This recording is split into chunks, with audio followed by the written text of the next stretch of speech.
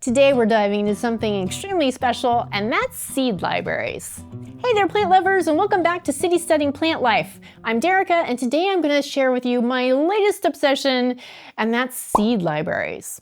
So grab your favorite cup of tea, and let's dig into the little seed that could build a community. So first thing first, what is a seed library? Well, think of it as a regular library, except for seeds. You can check out some seeds just as long as once you're done with that plant, you return the seeds to the library. That way we can continue fostering growth, not only of our gardens, but as our community as growers. This cycle of checking out seeds, planting plants, growing them, harvesting, and then recollecting new seeds is really going to breathe life into your gardening community. So let's talk about a brief history of seed libraries. The idea of seed sharing is actually quite ancient. Farmers and gardeners from across the globe have use this practice of sharing and collecting seeds so that way their plants that work well for them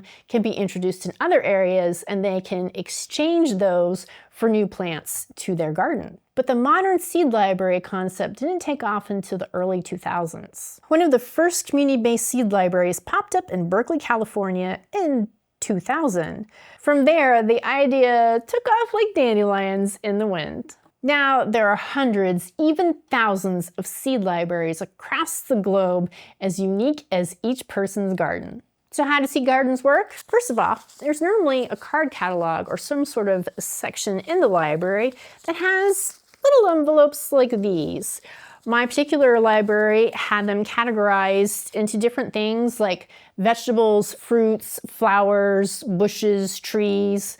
This is all going to be specific to the different area and the different availability for each seed library. You'll usually find a seed library at a public library, a garden center, or a community center. These seeds were found at my local library. All you have to do is check out a few seeds and then promise to bring new seeds back once your plant has come to maturity. Some areas will require you to sign out so that way they can keep some guidelines and limitations of the inflow and outflow of the seeds.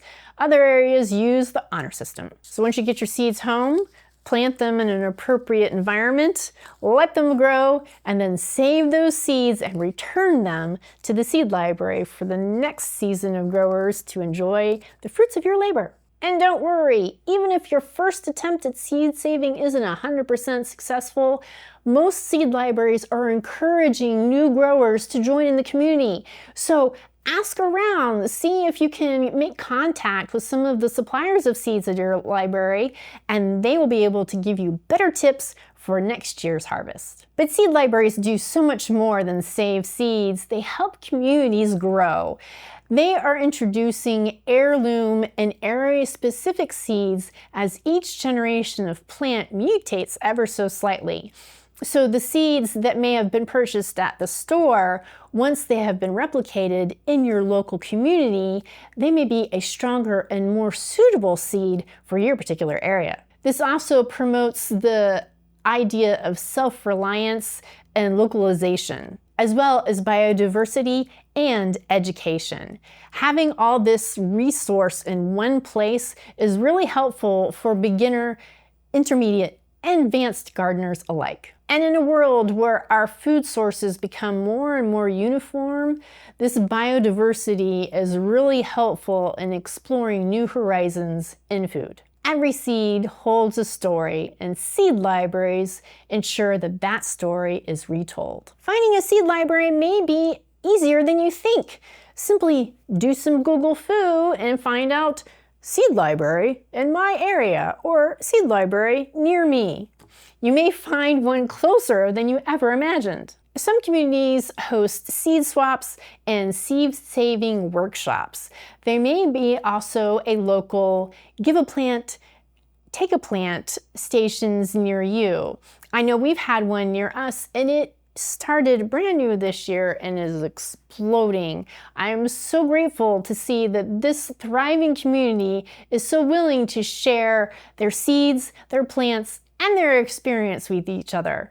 We can learn a lot from each other if we're just willing to share. So there you have it, seed libraries. A small idea with huge impact. If you've enjoyed this video, give us a thumbs up and share your experiences with seed libraries or some sort of plant sharing situation.